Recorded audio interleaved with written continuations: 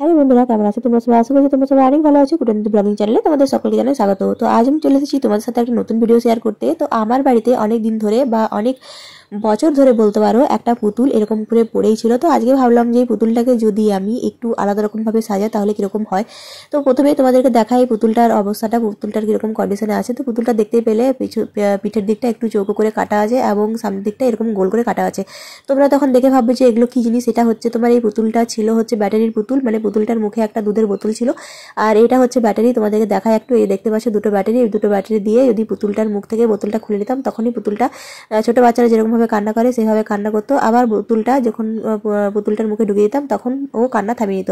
এটাই ছিল এই পুতুলটার কাজ। এখানে দেখতে পাচ্ছ অনেকটা বড় এখানে ফুটো করা ছিল, দেখতেই পাচ্ছ। তো আমি যেটা করেছি, আমি এখানে এই জিনিসগুলোকে বের করে নিয়েছি, মানে ব্যাটারি যেটা যেহেতু খারাপ হয়ে গেছে সেই জন্য এই জিনিসগুলোকে আমি বের করে নিয়েছি এবং দুটো কাগজকে ছোট ছোট করে কেটে আমি এইভাবে একটু সেভ করে কেটে নিয়েছি। তো এখন আমি যেটা করবো, এটাকে আমি এর মধ্যে খুব ভালো করে ছিটিয়ে নেবো। তো প্রথমে মাপ করে দেখে নিয়েছিলাম যে আমি তো একটা আন্দাজভাবে কেটেছিলাম সেটা এখানে হচ্ছে কিনা। তারপর দেখলাম যে এটা অনেকটাই আমি বড় সাইজের কেটেছি বলে আমি একটু ছোট্ট করে এর উপরে এখন আমি খুব ভালো করে এটাকে চিটিয়ে নেবো।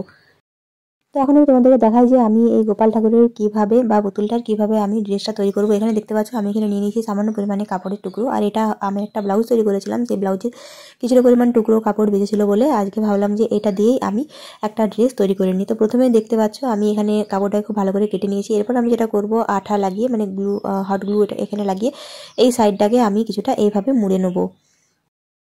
এখানে দেখো আমি নিয়ে নিচ্ছি একটা সবুজ রঙের কাপড়, আর এই সবুজ রঙের কাপড়টাকেও আমি একটু এইভাবে কিন্তু মুড়ে নেবো। কিন্তু এটা এইভাবে মুড়বো না, এটা দুটো সাইডটাকেই একটু আঠা দিয়ে আমি সাইডের গুলোকে মুড়ে নেবো।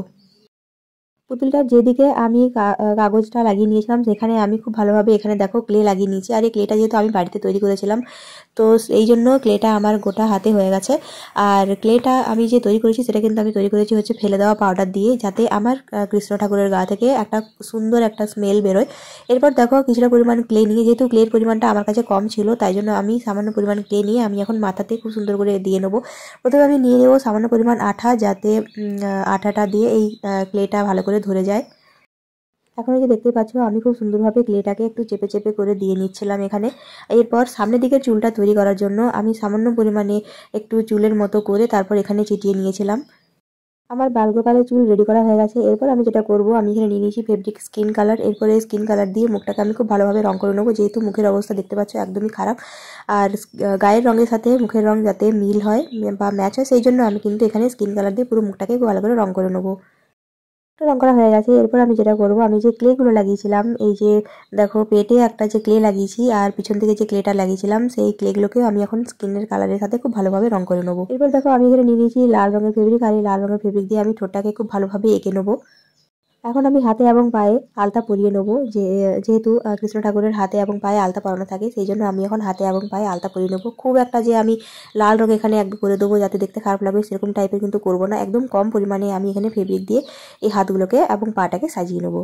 হাতে পায়ে আলতা পরানোর পর আমি রেখেছিলাম কিছুটা পরিমাণ শুকানোর জন্য। এরপর যখন দেখলাম যে অনেকটা পরিমাণে খুব ভালোভাবে শুকিয়ে গেছে, এরপর আমি একটা ধূপের কাঠি এখানে নিয়ে নিয়েছি। ধূপের কাঠি নেওয়ার পর এখানে আমি শ্রীকৃষ্ণর যে তিলক থাকে সেই তিলকটাকে আমি এখানে দেখো সাদা রঙের ফেব্রিক দিয়ে এঁকে নিচ্ছিলাম। চোখের কিছুটা ওপরে আমি দুটো ছোট্ট ছোট্ট টাইপের ফুল এখানে এঁকে নিয়েছিলাম, যেরকমটা শ্রীকৃষ্ণকে আমি রেখেছি মন্দিরে যে সমস্ত মূর্তিগুলো থাকে সেখানে সাজানো থাকে সেইভাবেই আমি এখানে কিছুটা করার চেষ্টা করছিলাম। এরপর লাল রঙের ফেব্রিক দিয়ে খুব সুন্দরভাবে আমি এই ফুলগুলোকে তৈরি করে নিলাম এবং যে তিলকটা আমি তৈরি করেছিলাম সেই তিলকটাকেও আমি লাল রং দিয়ে খুব সুন্দরভাবে এটা করে নিলাম। এরপর কালো রঙের রং দিয়ে আমি এই মাথার যে চুলটা সেটাকে আমি খুব সুন্দর করে দেখো এখানে রং করে নিচ্ছি। তো আমার কৃষ্ণ ঠাকুর একদম রেডি হয়ে গেছে, দেখতেই পাচ্ছ। এখানে দেখতে পাচ্ছ আমি একটা নিয়ে নিয়েছি আংটি ভাঙা, আর নিয়ে নিয়েছি একটা মালা, মানে অনেকগুলো মালাই আমি এখানে নিয়ে নিয়েছি। এখন দেখা যাক যে কোন মালাটাতে আমাদের কৃষ্ণ ঠাকুরটাকে খুব সুন্দর দেখতে লাগবে। যেটাতে সুন্দর লাগবে আমি কিন্তু সেটাই তাকে পরাবো। এখন দেখো আমি এখানে বানিয়ে নিয়েছি একটা ধুতি, আর এই ধুতিটা মানে যে কাপড়টা তৈরি করেছিলাম সেই কাপড়টা দিয়ে আমি এখানে ধুতি বানিয়ে নিয়েছি। এখন এই ধুতিটা আমি আমার এই ছোট্ট গোপালকে পরিয়ে নেবো। এখানে দেখতে পাচ্ছি চোখটা বারবার নিচের দিকে চলে যাচ্ছে, নিচের দিকে গেলে হবে না, এটাকে উপর দিকে যেতে হবে। তার জন্য দেখো এখানে আমি চোখটাকে বারবার উপর দিকে এখানে নিয়ে নিচ্ছিলাম। যেহেতু পিছন থেকে দড়ি দেওয়া ছিল তাই জন্য আমি কৃষ্ণ ঠাকুরকে এই ধুতিটা পরিয়ে খুব ভালোভাবে দড়ি দিয়ে একটা শক্ত একটা গিঁট মেরে দিয়েছিলাম, যাতে কিনা এটা কখনোই খুলে না যায়। এখানে এই যে দেখো পায়ের এই অংশটাকে আমি পায়ের কাপড়টাকে এইভাবে এনে কিছুটা এইভাবে এই কাপড়ের সাথে চিটিয়ে নেবো। তো এখানে আমি কিছুটা পরিমাণ আঠা লাগিয়ে পরে এইভাবে দেখতে পেলে খুব সুন্দরভাবে এখানে আমি কিন্তু চিটিয়ে নেবো। সেমভাবে কিন্তু আমি অপরের পাটাকেও করে নেবো। এরপর সবুজ কাপড়টা দিয়েও আমি কিন্তু এটাকে খুব ভালোভাবে চিটিয়ে নেবো, যাতে গোলাপি কাপড়ের সাথে সবুজ কাপড়টা কোনোভাবে খুলে না যায়। আর এই যে দেখতে পাচ্ছ কাপড়টা অনেকটা উঠে গেছিলো বলে আমি কাপড়টাকে একটুখানি নিচে নামিয়ে দিচ্ছিলাম। আর ভুরুটা আমি এঁকেছি হচ্ছে তোমার জেল পেন দিয়ে, সেটা তোমাদেরকে দেখানো হয়নি কারণ অনেকটা সময় নিয়ে অনেক সূক্ষ্মভাবে এই কাজগুলো আমি করছিলাম। তো দেখতে পাচ্ছি এখন যে আমার কৃষ্ণ ঠাকুরটা বসছে না, কারণ ব্যাপারটা হলো যে এই যে কাপড়টা আমি অনেকটা উপরে পরিয়েছিলাম, তাই জন্য আবার আমি তাকে বসানোর অনেক চেষ্টা করছিলাম। কৃষ্ণ ঠাকুর কতটা কিউট লাগছে আবার দেখো। এরপর দেখো আমি যে কাপড়টা সবুজ রঙের কাপড়টা আমি রেখেছিলাম সেটাকে আমি অনেকটা কুচি করে নিয়েছিলাম, এখনো সুচটা কিন্তু খুলিনি। তো আমি দেখলাম যে কিভাবে করলে এটা হয়, এইভাবে করে তারপর আমি এটাকে সুচ দিয়ে খুব ভালোভাবে আরেকটা মুখ সেলাই করে দিলাম, একদম বন্ধ করে দিলাম। এখন আমি সবুজ রঙের এই যে কাপড়টা যেটা ফুলের মধ্যে তৈরি করে রেখেছিলাম সেটা আমি মাথার মধ্যে এইভাবে খুব ভালোভাবে কিন্তু লাগিয়ে নেবো। আমাদের ছোট্ট কৃষ্ণাকে দেখতে এখন দেখো কতটা কিউট লাগছে। এরপর আমি এখানে নিয়ে নিয়েছি একটা গোলাপি রঙের হার, মানে এই হারটা আমি তৈরি করেছিলাম আমার নিজের জন্য। তারপর দেখলাম যে না, এটা গোপাল ঠাকুরকে পরালে বেশি ভালো লাগবে। এরপর আমি একবার মালাটা পরানোর পর আমি আরেকবার মালাটাকে পেঁচিয়ে একটু এদিকে নিয়ে চলে এলাম, যাতে এই একটা হারকে আমি দুভাবে পরাতে পারি। এই যে দেখতেই পাচ্ছ কিছুটা এইভাবে।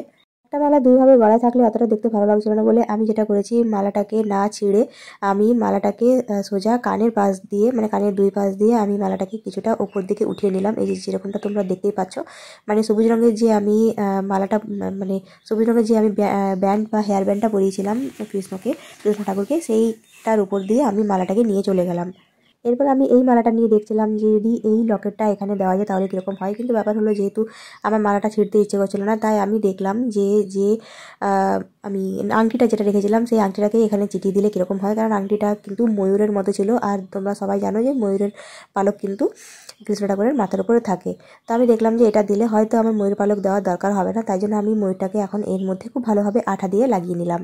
আমাদের ছোট লিটল কৃষ্ণাকে এখন দেখতে কতটা কিউট লাগছে একবার দেখো। এরপর আমি এখানে ছোট্ট একটা ময়ূরের পালক নিয়ে এভাবে খুব সুন্দর করে লাগিয়ে দিলাম, মানে এই যে দুটো মালার পাশ দিয়ে, মানে মাঝখান দিয়ে আমি খুব সুন্দর করে এই যে ময়ূরের পালকটাকে আমি এখানে লাগিয়ে নিলাম।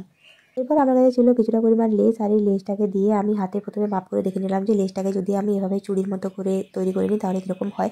তো দেখলাম যে এভাবে যদি লেসটাকে আমি চুড়ির মতো করে বাহুতে এবং হাতের যে জায়গাতে আমরা ঘুড়ি পরি সেই জায়গাতে যদি লাগাই তাহলে খুব সুন্দর দেখতে লাগবে।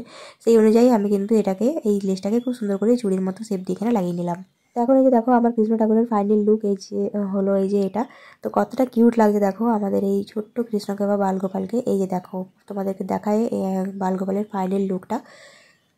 আমার আজকের ভিডিওটা তোমাদের কেমন লেগেছে তোমরা কিন্তু অবশ্যই আমাকে কমেন্ট করে জানিও। ভিডিওটা ভালো লেগে থাকলে চ্যানেলটাকে লাইক, সাবস্ক্রাইব, শেয়ার করতে একদম ভুলো না। সবাই খুব ভালো থেকো, সুস্থ থেকো, খুব তাড়াতাড়ি দেখা হবে তোমার সাথে একটা পরের ভিডিও নিয়ে।